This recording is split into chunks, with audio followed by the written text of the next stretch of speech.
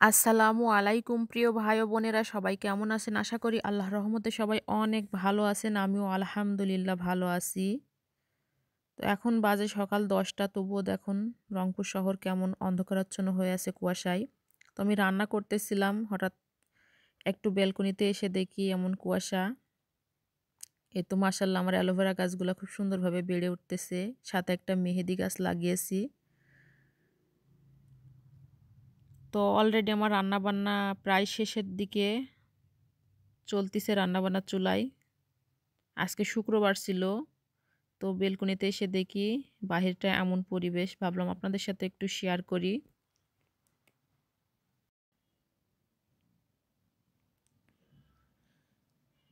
এই তো দেখুন হাঁসের মাংসটা আমি কষাতে বসিয়ে দিয়ে গেছিলাম।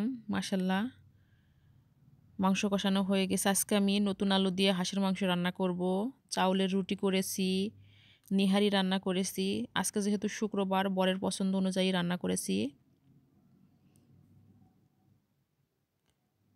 তো মাংসটা কষানো হয়ে গেছে, আর আমি আগে থেকে আলু ভেজে রেখেছিলাম। আলুগুলাকে মাংসের ভিতর দিয়ে আরেকটু কষিয়ে নিয়ে ঝোলের পানি দিয়ে মাংসটা রান্না করে নিব।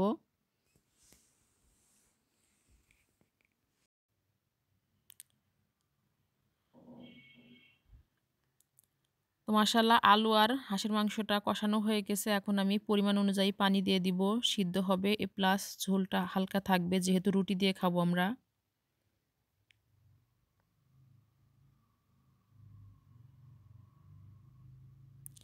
এই তো পানি দিয়ে এখন আমি মাংসটা রান্না করে নেব। আর পাশেই তো দেখুন অনেকগুলো চাউলের আটা রুটি তৈরি করে নিয়েছি। আর যে কোনো মাংস হলে আমার বর চাউলের রুটির সঙ্গে খেতে বেশি পছন্দ করে, সেজন্য আজকে আমি অনেকগুলো রুটি করেছি, যেহেতু নিহারি করবো এখনো।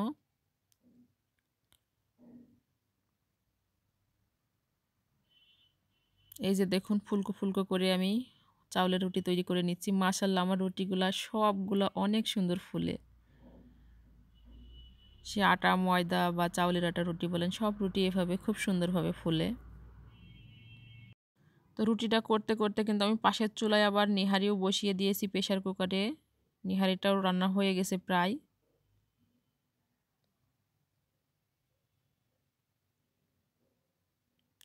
এই যে দেখুন মাশাল্লাহ আমার রুটি সবগুলা তৈরি করা হয়ে গেছে। আর এই তো দেখুন পাশের চুলায় আমার নিহারিটাও তেলানি দেওয়া হয়ে গেছে।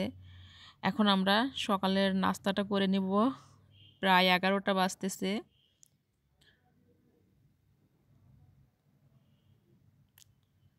তো আজকে সকালের নাস্তা আমাদের রুটি, নেহারি এবং হাঁসের মাংস। আমি অনেক ভোরে উঠে আজকে রান্নাবান্না করে নিয়েছি, যেহেতু একটু বাহিরে যাব।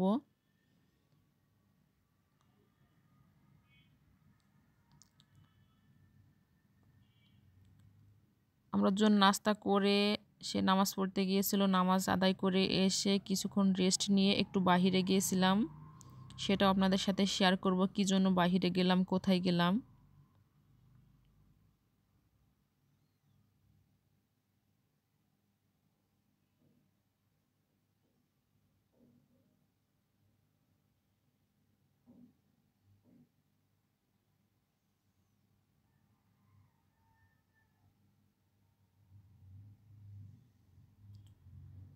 তো এখন মনে হয় প্রায় ৩টার কাছাকাছি বাজে। আমরা চলে যাচ্ছি একটা গ্রামের সাইডে, মানে রংপুর শহর থেকে আরও প্রায় ১৫-১৬ কিলোমিটার দূরে আমরা যাচ্ছি। এই যে দেখুন দুপাশে শুধু আলুর চাষ, মানে এই সাইডের মানুষ হয়তো বা খুবই আলু চাষ করে, শিওর জানি না। তবে প্রায় জমিতেই দেখছি আলু লাগানো, সেজন্য বললাম আর কি। তো আমার বাসা থেকে প্রায় আমি ১৫-১৬ কিলোমিটার দূরে গেছিলাম।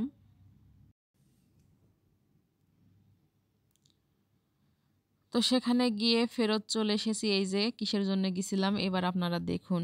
এখানে আমি দেশি হাঁস মুরগির ডিম কেনার জন্য অত দূরে গিয়েছিলাম।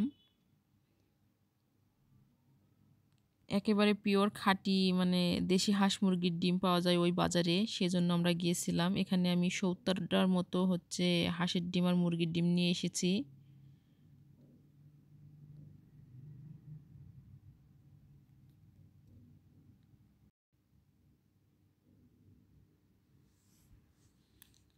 এই তো ডিমগুলো এখন আমি খুলে নিচ্ছি।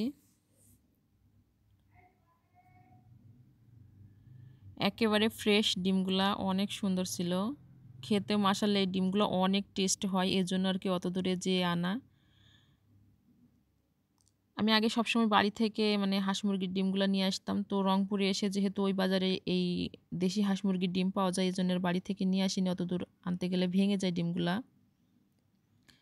এই তো দেখুন এখানে আমি ৭০ টার মতো হাঁস মুরগির ডিম নিয়েছি। তো যাই হোক এগুলো এখন ধুয়ে পরিষ্কার করে ক্লিন করে পানিতে মানে ঝুড়িতে পানি ঝরাতে রেখে দিয়েছি। তো বর বললে, "এখন আমাকে কি একটু নাস্তা বানিয়ে দাও।" তো তার জন্য এখন আমি একটু নাস্তা বানাবো বা তৈরি করব। তো সন্ধ্যার নাস্তার জন্য এখানে এই যে আমি বেগুনি তৈরি করে নিচ্ছি, সাথে একটু ফুলকপির পাকোড়া করব। তো ফুলকো ফুলকো খুব সুন্দর এই যে বেগুনি তৈরি হচ্ছে। আর আপনাদের কাছ থেকে আমি এখানে বিদায় নিয়ে নেব। দোয়া করি সবাই ভালো থাকেন, সুস্থ থাকেন। আল্লাহ হাফেজ। আসসালামু আলাইকুম ওয়া রাহমাতুল্লাহি ওয়া বারাকাতুহু।